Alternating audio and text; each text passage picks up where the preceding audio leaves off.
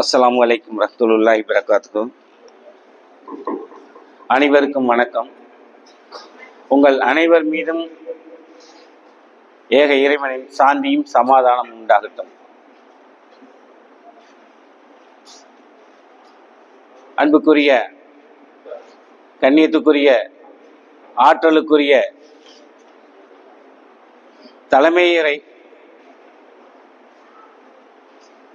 தலைமையுரையாற்றி சென்றுள்ள நம்முடைய தலைமை ஆசிரியர் அவர்களுக்கு முதற்கண்ணுடைய வணக்கத்தை தெரிவித்துக் கொள்கின்றேன். இப்பள்ளியினுடைய துணை தலைமை ஆசிரியர் சகோதரர் இக்பால் அவர்களுக்கும் சிறப்பு விருந்தினராக வந்திருக்கக்கூடிய என்னுடைய ஆரியர் நண்பர் டாக்டர் இளங்கோவன், டாக்டர் துரைசாமி அவர்கள் அனைவரையும் வரவேற்று அவர்களுக்கும் என்னுடைய வணக்கத்தை தெரிவித்துக் கொள்கின்றேன். இப்பள்ளியில் இந்த ஜேஆர்சியில் மிக சிறப்பாக பணியாற்றி நாளை ஓய்வு பெற இருக்கின்ற என்னுடைய சகோதரி பத்ருசதா அவர்களே, அவர்களுக்கு உறுதுணையாக இருந்த ராஜேஸ்வரி அம்மா அவர்களே, இன்று இந்த சீரிய பொறுப்பினை ஏற்று திறம்பட நடத்த நாங்கள் உள்ளோம் என்று சூளுரைத்து இந்த ஜேஆர்சிக்கு ஒரு சிறப்பு சேர்க்க வந்திருக்கக்கூடிய தமிழம்மா இஜேசி கிறிஸ்டி அவர்களே, அவர்களுக்கு துணையாக இருக்கக்கூடிய நம்முடைய முருகதாஸ் அவர்களே, அனைவருக்கும் என்னுடைய சலாத்தினையும் வணக்கத்தையும் தெரிவித்துக் கொள்கின்றேன்.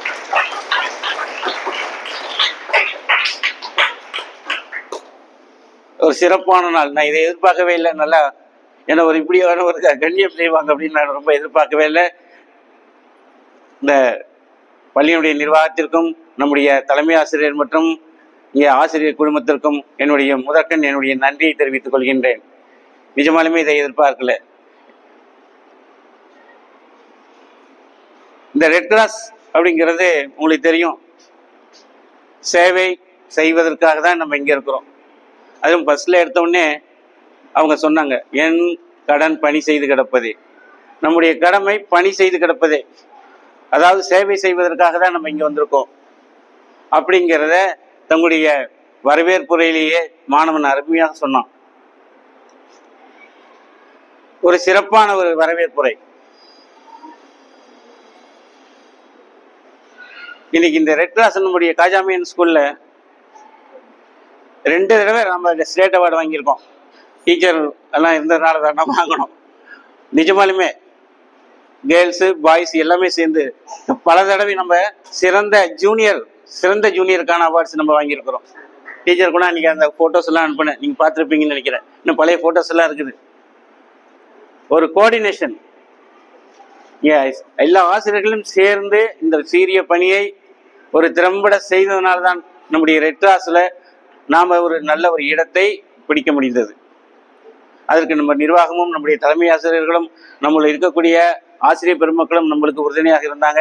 இனிமேட்டுக்கு அது மாதிரி தான் இருக்குன்னு நினைக்கிறேன். ரொம்ப திறம்படமாக செய்து நம்முடைய தமிழ்நாட்டிலையும் சரி அனைத்து மாவட்ட அளவிலையும் சரி நம்ம சிறப்பாக வர வேண்டும் என்று உறுதியெடுத்துக் கொள்ள வேண்டும். ஒரு அருமையான உறுதிமொழி பசங்க, ஜூனியர் ரெட் கிராஸ் உடைய உறுதிமொழி. இந்த உறுதிமொழி படிதான் நம்ம நடக்கிறோம். நான் என்னுடைய உடல் நலத்தையும்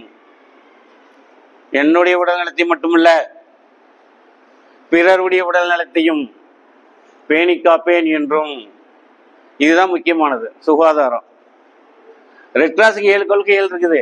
ஆனா அந்த ஜூனியர் ரெட் கிராஸுக்கு 3 கொள்கை. என்ன, நீங்கெல்லாம் இளம் வயது பிள்ளைங்க, உங்களை உடனே ஒரு சேவையில் ஈடுபடுத்திடக்கூடாது. உங்களை மோட்டிவேட் பண்றதுக்கு, ஒரு ஸ்டிமுலேட் பண்றதுக்கான ஒரு கொள்கைகள் தான் இது. உங்களை மாணவர்களை நல்ல மாணவர்களாக, நல்ல மனிதர்களாக, மனிதனை மாமனிதனாக ஆக்கக்கூடிய ஒரு நற்செயல் தான் இந்த ஜூனியர் ரெட் கிராஸ். அந்த மாதிரி ஒரு செயல்பாடுல தான் நம்ம இருக்கிறோம். அதனுடைய அடிப்படையில தான் நான் என்னுடைய உடல் நலத்தையும் பிறருடைய உடல் நலத்தையும் பேணி காப்பேன் என்றும். அடுத்ததா ஒண்ணு சொன்னாங்க, நோயுற்றோருக்கும் துன்பத்தில் உள்ளவர்களுக்கும் நான் சேவை செய்வேன், உதவி செய்வேன். ரெண்டாவது. மூணாவது, என் அருகில் உள்ளவர்களை நான் நட்பு பாராட்டுவேன். இந்த உலகத்தில் உள்ள அனைத்து குழந்தைகளையும் என்னுடைய நண்பராக நான் கருதுவேன்.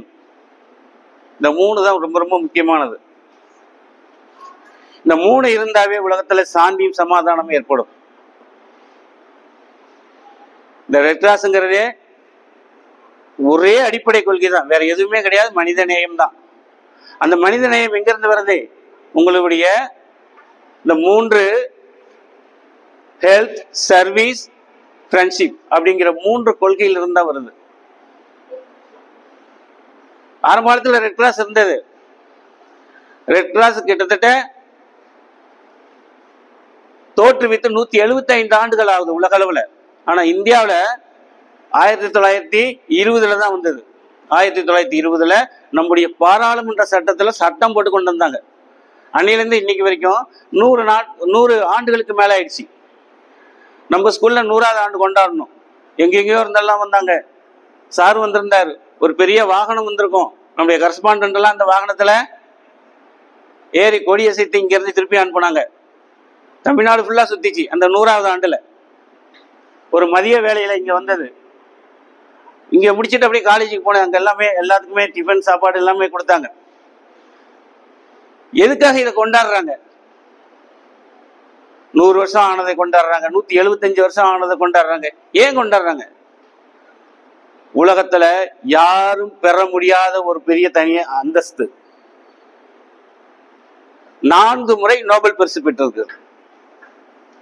நான் சாதாரண விஷயமா சொல்றேன், இது கைத்தட்டலுக்குள்ள போற்றுதலுக்குரிய விஷயம் இல்ல. 4 முறை நோபல் பரிசு பெற்றது. நோபல் பரிசுன்னா என்னன்னு தெரியுமா? ஆராய்ச்சிகளுக்காகவும் இலக்கியத்துக்காகவும் பொருளாதாரத்துக்காகவும் கொடுத்துக்கிட்டு இருக்கிறாங்க. சாந்தியும் சமாதானத்துக்கும் அமைதிக்கும் அவங்களுடைய செயல்பாட்டுக்காகவும் 4 முறை பெற்றது. ரெட் கிராஸ் அமைப்பு தான், வேற எந்த அமைப்புமே கிடையாது. 1864 இதை சட்டப்படியாக எல்லா நாட்டிலையும் கொண்டு வந்தாங்க. எல்லா நாட்டிலையும் அரசாங்கத்தினுடைய அமைப்பாக கொண்டு வந்தாங்க. அதனுடைய அடிப்படையில் நம்ம இந்தியாவில் 1920 கொண்டு வந்தாங்க. இதனுடைய தேசிய தலைவர் யாருன்னு சொன்னா நம்முடைய ஜனாதிபதி. நம்முடைய ஜனாதிபதி தான் நம்முடைய தேசிய தலைவர். வேற எந்த அமைப்புக்குமே இல்லை. முப்படைகளுக்கு இருப்பாங்க, என்சிசிக்கு அவர் தான் தலைவர். அதை விட்டுட்டாக்கா ரெட் கிராஸ்க்கு மட்டும்தான் அவர் தலைவர். வேற எந்த அமைப்புக்குமே தலைவர் கிடையாது. அதே மாதிரி ஒவ்வொரு நாட்டிலையும் அரசாங்கத்தினுடைய தலைவர் தான் ரெட் கிராஸுடைய தலைவராக இருப்பாங்க. அந்த மாதிரி ஒரு அருமையான ஒரு அமைப்பு. ஹெட்மாஸ்டர் சொன்னார், இத்தனை 1000 மாணவர்கள் இருக்கும்போது உங்க கிட்டத்தட்ட 100 பேர் மட்டும் ஒரு சிறப்பாக இங்க வந்து உட்கார்ந்துருக்கீங்கன்னாக்கா இறைவன் உங்களை தேர்ந்தெடுத்துள்ளான், ஒரு நல்ல சேவைக்காக தேர்ந்தெடுத்துள்ளான், ஒரு நல்ல பணி செய்வதற்காக உங்களை தேர்ந்தெடுத்துள்ளான். எவ்வளவு பெரிய பாக்கியம் பாருங்க. ஒரு 4 முறை பரிசு பெற்ற, நோபல் பரிசு பெற்ற ஒரு அமைப்பு, உலகளாவிய இயக்கம், மனித நேயம். யார் யாரெல்லாம் உதவி தர்றாங்களோ அவங்கள்ட்ட போய் கொடுத்துக்கிட்டு இருக்கிறது. கிட்டத்தட்ட நாடுகளில் இருக்கக்கூடிய ஒரு அமைப்பு, எந்த அமைப்புமே கிடையாது. எல்லா நாட்டிலையும் இருக்கக்கூடிய அமைப்பு 196 நாடுகள். 196 நாடுகள்லையும் கிட்டத்தட்ட 3000 கிளைகள் இருக்குது.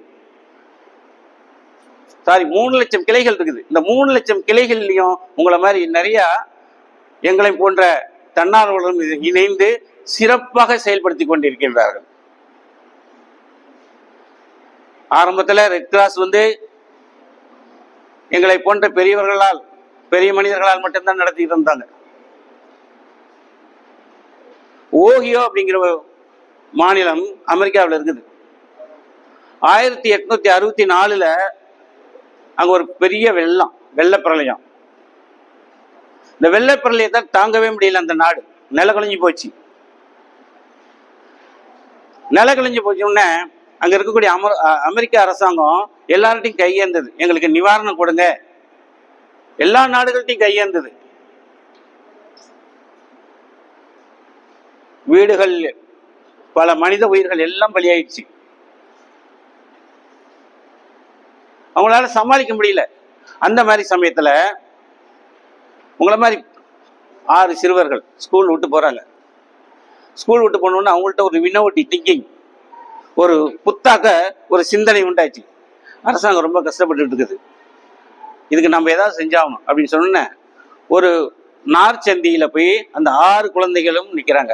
6 குழந்தைகள்னா 6 வயசுல இருந்து 12 வயது உள்ள குழந்தைகள். இந்த குழந்தைகள்லாம் என்ன பண்றாங்கன்னா, நீங்க போட்டுக்கீங்க ஸ்கார்ஃபு. அங்க எப்பயுமே அமெரிக்காவில எல்லாம் ஸ்கூலுக்கு போறவங்க ஸ்கார்ஃப் போட்டுட்டு போவாங்க, கையெல்லாம் கட்டிட்டு போக மாட்டாங்க. ஸ்கார்ஃபு அமெரிக்காவில் பல ஐரோப்பிய நாடுகள் எல்லாம் ஸ்கார்ஃப் தான் போட்டு போவாங்க எல்லா பள்ளிக்கூடத்துலையும். அங்க நார்ச்சந்தியில நின்று ஒரு கலை நிகழ்ச்சிகள் நடத்துறாங்க. எல்லாம் கூடிடுறாங்க. அழகான ஒரு கலை நிகழ்ச்சி, ஒரு நாடகம், ஒரு கூத்து, இந்த மாதிரி போட்டோன்னா எல்லாம் கூடிடுறாங்க, பார்த்துக்கிட்டே இருக்காங்க. உடனே அதில் இருக்கக்கூடிய மாணவர்கள் என்ன பண்றாங்க, ஸ்கார்ஃபை எடுத்துட்டு எல்லாத்துக்கிட்டையுமே நிதி திரட்டுறாங்க. நிதி திரட்டினதுல அன்னைக்கு $25.25 நிதி கிடைச்சது. அத அந்த நாட்டுடைய ஜனாதிபதிக்கு அனுப்புறாங்க. இது நாங்க வெள்ளத்தில் பாதிக்கப்பட்ட மக்களுக்கு நாங்கள் கலை நிகழ்ச்சிகள் செய்து திரட்டிய பணம், இதை உரியவர்களுக்கு சேர்க்கவும் எழுதி அதில் லெட்டர் எழுதி அந்த பணத்தை அனுப்புறாங்க. இதை பார்த்த உடனே ஜனாதிபதியா ஆடி போயிட்டாரு. அங்க இருக்கக்கூடிய செனட் சபை எம்பிங்கெல்லாம் அப்படியே அசந்து போயிட்டாங்க. ஆகா, பெரிய ஆள்கிட்ட தான் இந்த சமூக சேவை, தியாக மனப்பான்மை, இரக்கம், அன்பு, பரிவு இதெல்லாம் இருக்குன்னு நாங்க நினைச்சுக்கிட்டு இருக்கோம். சின்ன குழந்தைங்க, அவங்க பேரை போட்டு அவங்களுடைய வயசு, எந்த கிளாஸ் படிக்கிறாங்க அப்படின்னு அந்த லெட்டர்ல. உடனே என்ன பண்ணாங்கன்னா, அந்த பைசாவை வேற எதுக்குமே பண்ணல, வேற எதுக்குமே அதை உபயோகிக்காம அந்த ஓஹியோ மாநிலத்தில் நடந்த வெள்ள நிவாரணத்துல பாதிக்கப்பட்ட ஒரு பெண், ஒரு விதவை பெண், தன்னுடைய அந்த வெள்ளத்துல 6 குழந்தைகளையும் அடிச்சுட்டு போயிடுச்சு. தன்னுடைய கணவரும் அடிச்சுட்டு போயிட்டாங்க. அவங்க மட்டும்தான் இருந்தாங்க. அந்த விதவை பெண்ணுக்கு அதை கொடுத்து அங்கேயே எழுதி வச்சுட்டாங்க, லிட்டில் 6 ரெட் கிராஸ் லேண்டிங் அப்படின்னு சொல்லி. இன்னைக்கு வரைக்கும் இதுக்கு போறவங்க எல்லாம் பார்த்துட்டு வருவாங்க, நயகரா பீச்சுக்கு போறவங்க எல்லாம் பார்த்துட்டு வருவாங்க. அந்த மாதிரி ஒரு வரலாற்று சாதனையை படைத்தவர்கள் நம்முடைய மாணவர்கள். இதை எப்படியா இருந்தாலும் சரி நம்ம ஸ்கூல்ல கொண்டு போகணும் அப்படிங்கிற ஒரு புத்தாக்க சிந்தனை அப்பதான் ஏற்படுது அரசுக்கு. அதன் மூலியமாக தான் ஸ்கூல்கள்ல இந்த ஜூனியர் ரெட் கிளாஸை கொண்டு வந்தாங்க. இதே மாதிரி ஒரு சம்பவம் சூரியனே அஸ்தமிக்காத ஒரு சாம்ராஜ்யம் எதுன்னு தெரியுமா உங்களுக்கு? சூரியனே அஸ்தமிக்காத சாம்ராஜ்யம் யாராவது சொல்லுங்க. இங்கிலாந்து. வெரி குட், எல்லாம் கைத்தடுங்கப்பா. அப்படின்னு தன்னைத்தானே கர்வமா சொல்லிக்கிட்டு இருக்கக்கூடிய நாடு அது. ஏன்னா அவனுடைய காலனிகள் உலகம் ஃபுல்லா இருந்தது. இந்த பூமி பந்துல பாத்தீங்கன்னாக்கா எல்லா இடத்துலயுமே இருக்கும் அவனுக்கு. ஒரு சாயந்தர நேரம் அமெரிக்காவில் வந்து ஒரு ஃபிளைட் வருது. ஃபிளைட்ல இருந்து ஒருத்தர் இறங்குறாரு, சூட்கேஸோட இறங்குறாரு, வெளியில வர்றாரு. வெளியில வந்த உடனே அவர் விசிட்டிங் கார்டை காமிச்சு, நான் இந்த இடத்துக்கு போகணும் அப்படின்னு ஒவ்வொருத்தட்டையும் கேட்கிறார். அவன் மேலைங்களையும் பார்க்கறான். நீ அமெரிக்கானா? நான் உதவி செய்ய மாட்டேன். ஏன்னா அந்த காலத்துல அமெரிக்காவை இங்கிலாந்து காலனி ஆதிக்கம் பண்ணது. அவங்க அதனால பிரிஞ்சதுனால அவங்க மேல கோபமா இருந்தாங்க. அமெரிக்கர்கள் மேல இங்கிலாந்து மனிதர்கள் எல்லாமே, இங்கிலாந்து மக்கள் எல்லாமே ரொம்ப கோபமாக இருந்த நேரம். வராரு, கேட்கிறாரு, யாருமே இல்லை. அப்போ உங்களை பாரு ஒரு சின்ன பையன் இதே மாதிரிதான் ஸ்கார்ப் கட்டிக்கிட்டு இருக்கான். பக்கத்துல போறான், மே ஹெல்ப் யூங்கிறான். அவரு இங்க பெரிய பெரிய மனுஷனெல்லாம் பார்த்து நான் ஹெல்ப் கேட்டேன், யாருமே செய்யல, இந்த பையன் செய்வானா அப்படின்னு ஒரு அலட்சியமா அவர் பாட்டு நடந்து போறாரு. உடனே போய் சூட்கேஸை பிடிச்சான். நீங்க எங்க போன்னு சொல்லுங்க, நான் போய் கொண்டு போய் விடுறேன் அப்படின்னா. அவருக்கு ஒரு வியப்பு வந்தது. அவர் விசிட்டிங் கார்டு கொடுத்தார். அப்படியே அவர் கையை கூட்டுக்கிட்டு போய் அவர் போய் சேரக்கூடிய இடத்துல போய் அவரை போய் விட்டான். அப்பதான் அவர் கேட்கிறார், தம்பி நீ யாருப்பா? எங்க ஸ்கூல்ல உதவி செய்வதற்காக ஒரு அமைப்பு இருக்கின்றது, அந்த அமைப்புல எங்க டீச்சர் இதெல்லாம் சொல்லி கொடுத்துருக்குறாங்க, யாருக்கு உதவி தேவைப்படுதோ அவங்களுக்கெல்லாம் நீங்க உதவி செய்யணும்.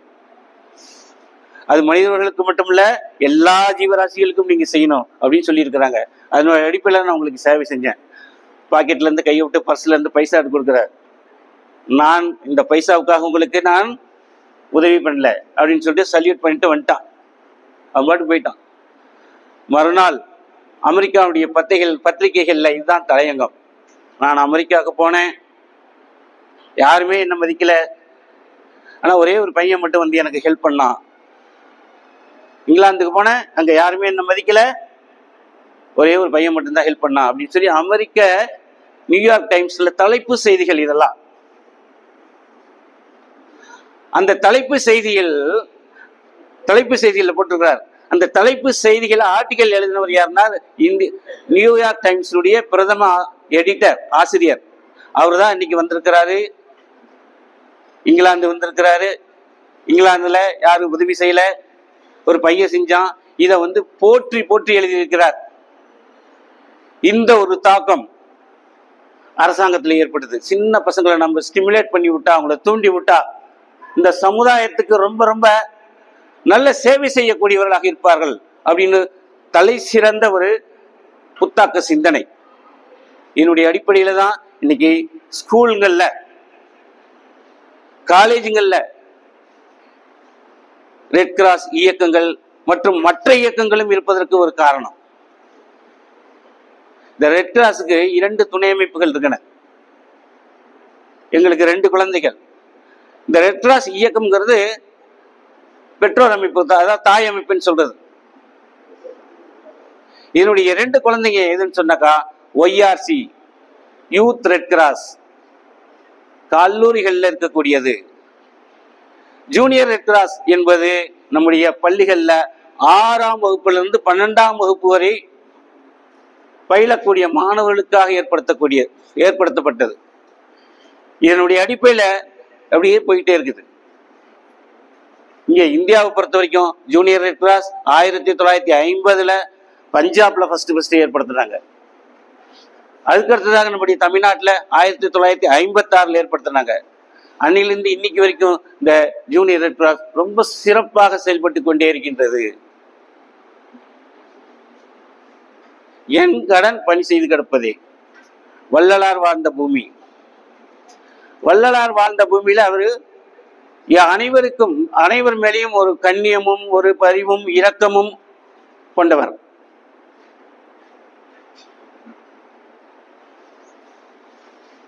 அதாவது வாடிய பயிரை கண்டபோதெல்லாம் வாடினார் அப்படின்னு சொல்லுவாங்க. அந்த மாதிரி மண்ணுல நம்முடைய ரெட் கிராஸ் இன்னைக்கு இந்தியாவிலேயே ரொம்ப சிறப்பாக செயல்பட்டு இருக்கும்போது ஜூனியர் ரெட் கிராஸ், தமிழ்நாட்டுடைய ஜூனியர் ரெட் கிராஸ். இந்த ரெட் கிராஸ் கொள்கைகள் எடுத்துக்கிட்டீங்கன்னாக்கா 7. உங்களுக்கு தெரியும், உங்களுக்கு டீச்சர்ஸ் எல்லாம் சொல்லி கொடுத்துருப்பாங்க. ரெட் கிராஸினுடைய தோற்றுவிப்பாளர் ஜீன் ஹென்றி டுனான். சார் எவ்வளவு நேரம் பேசுறது அதிகம் சொல்லுங்க. இல்லை, நான் பாட்டு பேசிக்கிட்டே இருந்துருவேன். அப்புறம் 5 நிமிஷம் வருவாரு. டைம் வச்சிங்களா? 4:30 போகுது. அப்ப ரெட் கிராஸினுடைய கொள்கைகள் 7. அதுல நம்மளுக்கு பிரிச்சு கொடுத்தது தான் சுகாதாரம், சேவை, நட்புறவு. மனிதனை என்ன ஃபர்ஸ்ட். சாருங்களுக்கெல்லாம் நான் பவுச்சு கொடுத்துருக்கிறேன், உங்களுக்கு நான் இந்த பவுச்சை கொடுப்பேன். எல்லாருக்குமே நான் பவுச்சு அடுத்த தடவை நம்ம வரும்போது கொடுத்துருவேன். மனித நேயம் ஃபர்ஸ்ட். இந்த ரெட் கிராஸுடைய அமைப்புடைய முக்கிய நோக்கமே என்னன்னா மனித நேயம் தான், வேற எதுவுமே கிடையாது. மனித நேயம். நான் இதுலேயும் பென்ட்ரைவ்லையும் கொண்டு வந்தேன். இங்கே நல்லா இருந்திருந்தா போட்டு எல்லாத்துக்குமே நான் செஞ்சு விட்டுருவேன்.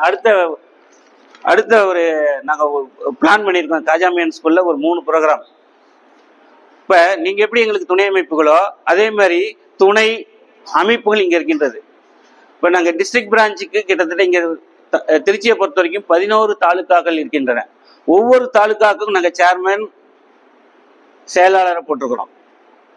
அதில் திருச்சி கிழக்கு தாலுக்கா அப்படின்னு ஒரு பிரிவு இருக்குது. அதுக்கு பாட்ஷா பிரியாணி முகமது அபுபக்கர் அவர் தான் செயலாளராக இருக்கிறார். சங்கர் வந்து சேர்மனாக இருக்கிறார். அவங்க ஆகஸ்ட் 12 வந்து இங்க ஒரு ப்ரோக்ராம் பண்ண போறாங்க. ஆகஸ்ட் 12 என்னன்னு சொன்னாக்கா ஜெனிவா தினம். ரெட் கிராஸ் உருவாவதற்கு ஒரு முக்கிய உடன்படிக்கை ஏற்பட்ட நாள் ஜெனிவா தினம். அன்னைக்கு வந்து உங்களுக்கு ஒரு ப்ரோக்ராம் எல்லாமே அவங்களே பார்த்துக்குவாங்க. அதே மாதிரி எங்களுடைய இந்தியன் ரெட் கிராஸ் சொசைட்டி தாய் அமைப்பும் உங்களுக்கு ஒரு முதலுதவி பயிற்சி நாங்கள் சொல்றதுக்கு உறுதி அளிச்சுட்டு வந்துட்டோம். சர்டிபிகேட் அதுக்கு ஒண்ணுக்கு நாங்களே சர்டிபிகேட் இஷ்யூ பண்றோம்.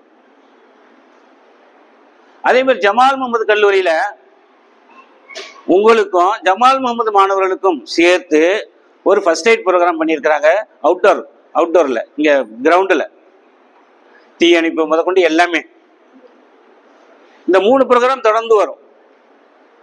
அப்படிங்கிறப்ப இது மனித நேயம்ங்கிறது ரொம்ப ரொம்ப முக்கியமானது. இந்த மனித நேயத்தினுடைய அடிப்படையிலே தான் பாரபட்சமின்மை, தம்பி காமிச்சிக்கிட்டு இருக்கிறார் பார், பாரபட்சமின்மை.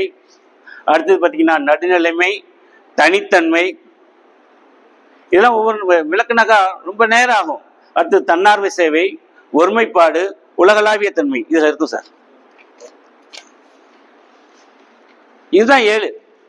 இந்த 7 தான் பார்த்தீங்கன்னா மனிதநேய சட்டங்கள் உருவாவதற்கு காரணம். இன்னைக்கு ஹியூமன் ரைட்ஸ் சொல்றாங்க இல்லைங்களா? 1864 ஜெனீவா உடன்படிக்கை ஏற்பட்டது. அதனுடைய உடன்படிக்கையினுடைய காரணமாக தான் ரெட் கிராஸும் ஹியூமன் ரைட்ஸ் மனித நேய சட்டங்கள் உருவாவதற்கு காரணமாக இருந்தது நம்முடைய ரெட் கிராஸ். அதை போற்றும் விதமாக நம்முடைய ஆகஸ்ட் 12 உங்களுக்கு இங்க ரொம்ப சிறப்பாக கொண்டாடப்பட்டு உங்களுக்கு ஒரு பயிற்சியும் வழங்கி உங்களுக்கு சான்றிதழும் வழங்க இருக்கின்றார்கள் நம்முடைய திருச்சி கிழக்கு துணைப்பிரிவு, இந்தியன் ரெட் கிராஸ் சொசைட்டியுடைய துணைப்பிரிவு. அதனால ரொம்ப எனர்ஜெட்டிக்கா அந்த உட்காந்துருக்கீங்க. நான் இருக்கும்போது கூட இப்படி இல்லை. ரொம்ப அருமையான மாணவர்களை உங்களுக்கு வந்து வாச்சிருக்கிறாங்க. எனக்கெல்லாம் நான் இருக்கும்போது நிறைய ஸ்டேட் அவார்டு வாங்கியிருக்கோம். இருக்கிறதுல ரொம்ப படிக்க முடியாத பசங்க தான் வந்து இதில் சேருவாங்க. அதில் ஒருத்தர் சாலை திலகமணின்னு எல்லாருக்கும் தெரியும், உங்கள் பழைய டீச்சர்ஸுங்களுக்கெல்லாம் தெரியும். பார்த்தாக்கா பேக்கா மாதிரியே இருப்பான். ஸ்டேட் அவார்டு கூப்பிட்டு போன அன்னைக்கு அவன் தான் ஃபர்ஸ்ட். எல்லாத்துலேயுமே அவன் தான் ஃபர்ஸ்ட். அவன்கிட்ட டீச்சரும் நாங்கள் தான் போய் ஒவ்வொரு மெடிக்கலில் போய் நம்ம ஞாபகங்களா டீச்சர்ன்ற ஃபோட்டோ வச்சுருக்கேன். இந்த ரெட் கிராஸ் சின்னத்தை யாரும் யூஸ் பண்ணக்கூடாது அப்படின்னு சொன்னோம். அவன் நாங்கள்லாம் வந்தது பின்னாடி ஒவ்வொரு டாக்டர்கிட்ட போய் நீங்கள் இந்த சின்னத்தை உபயோகிக்க கூடாது கண்டிப்பாக சொல்லுவான். அவர் என்ன பண்ணுவார், டாக்டரு தூக்கிட்டு வந்து வெளியில் உட்கார வைப்பார். அவனை போடா வெளியில், இங்கே வந்து டிஸ்டர்ப் பண்ணாதரா, திருப்பியும் போவான் ஒவ்வொரு டாக்டர்கிட்டையும். அந்த மாதிரி ஒரு அருமையான ஒரு பையன் ஸ்டேட் அவார்டு வாங்கினான். நிறைய நம்ம உங்களுக்கு சொல்லி கொடுத்துருக்கோம். பார்த்தீங்கன்னா மத்தியான நேரத்தில் ஒரு முதலுதவி பட்டி வச்சுக்கிட்டு ஒரு கார்னரில் உட்காந்துட்டு இருப்பான். அப்பெல்லாம் பார்த்தீங்கன்னா நிறைய பேர் கீழே விழுந்து காயத்தோட வருவானு. அவனும் இன்னொரு பையனும் ராஷித்னு நினைக்கிறேன், 2 பேரும் உட்காந்துட்டு கட்டு போட்டுக்கிட்டு அவனுக்கு அனுப்பிக்கிட்டு இருப்பானு. இதெல்லாம் நம்மளுக்கு கிடைத்த ஒரு பெரிய ஒரு தனிச்சிறப்பு. நம்ம ஒரு சொல்லி கொடுத்து நம்முடைய மாணவன் அதை எக்ஸிக்யூட் பண்றான்னாக்கா அது நம்மளுக்கு கிடைத்த ஒரு பெரிய இது. அதனால உங்களுக்கு முதலுதவி செய்வதற்கு சிவராமலிங்கம் என்ற ஒரு நல்ல ஜனாதிபதி அவார்டு வாங்கினவர். சென்ட் ஜான்ஸ் ஆம்புலன்ஸ்லையும் சரி, red cross, Saint John's ambulance red கிராஸும் ஒண்ணுதான், ஒரே தலைவர் தான். அந்த இயக்கத்தில் இருக்கக்கூடிய சிவராமலிங்கம்ங்கிறவர் வந்து உங்களுக்கு ஃபர்ஸ்ட் எய்ட் ப்ரோக்ராம் செஞ்சு கொடுக்க போறாரு அப்படிங்கிற ஒரு நற்செய்தி உங்களுக்கு உண்டு. அதனால இந்த ஃபர்ஸ்ட் எய்ட் ப்ரோக்ராம் எல்லாம் நல்லா கத்துக்கிட்டு என்னென்ன இப்படிலாம் நம்ம முதலுதவி செய்யணும் அப்படின்லாம் நீங்க கத்துங்க. அடுத்தது நம்முடைய மாணவர்கள் பாதிக்கப்படுறது போதையினால. இந்த போதையினால ரொம்ப நம்முடைய சமூகமே அதாவது மாணவ சமுதாயம் எல்லாமே ஒரு டார்கெட் ஃபிக்ஸ் பண்ணி அந்த சமூக விரோதிகள் வந்து நம்மளை தாக்குறாங்க. அன்னைக்கு கூட நாங்கெல்லாம் மீட்டிங்ல இருக்கும்போது கலெக்டர் ரொம்ப காட்டமா பேசினார். அந்த மாதிரி சமூக விரோதிகளை உள்ள தூக்கி போடணும், அதுக்கு என்ன முயற்சி செய்றீங்க ரெட் கிராஸ் அப்படின்னு சொல்லி எங்கள்கிட்ட கேட்டார். அதனால நாங்கள் ஒவ்வொரு பள்ளிக்கூடத்துலையும் போய் இந்த போதை ஒழிப்பை பற்றி நாங்கள் பிரச்சாரம் செய்ய இருக்கிறோம். அதையும் உங்களுக்கு பயிற்சியாகவே கொடுக்குறோம். மது அப்படிங்கிறது தெரியும். மதுக்கு பொருள் என்ன தெரியுமா? மதுக்கு பொருள் என்ன தெரியுமா? மகிழ்ச்சியில் ஆரம்பித்து துன்பத்தில் முடியும். உங்களுக்கே தெரியும். மகிழ்ச்சியில் ஆரம்பித்து குடிக்கும்போது அப்படியே மகிழ்ச்சியா இருக்கும், துன்பத்தில் முடியும், துயரத்தில் முடியும். அப்ப மாணவர்களுக்கு நம்ம நிறைய விழிப்புணர்வுகளை கொடுக்குறோம். இந்த விழிப்புணர்வுகளை எல்லாம் நீங்க கேட்டு தெரிந்து கொண்டு இந்த மாணவ சமுதாயம் நம்முடைய சமுதாயத்திற்கு, ஒட்டுமொத்த இந்திய சமுதாயத்திற்கு, இந்த உலக சமுதாயத்திற்கு நீங்க ஒரு நற்செய்தி சொல்ல வேண்டும் என்று கேட்டுக்கொண்டு வாய்ப்பளித்த இந்த காஜாமியான் மேல்நிலை பள்ளியினுடைய நான் பயின்ற பள்ளியினுடைய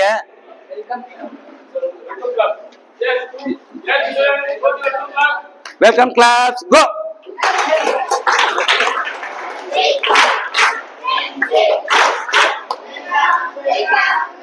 அஸ்ஸலாமு அலைக்கும் சார்.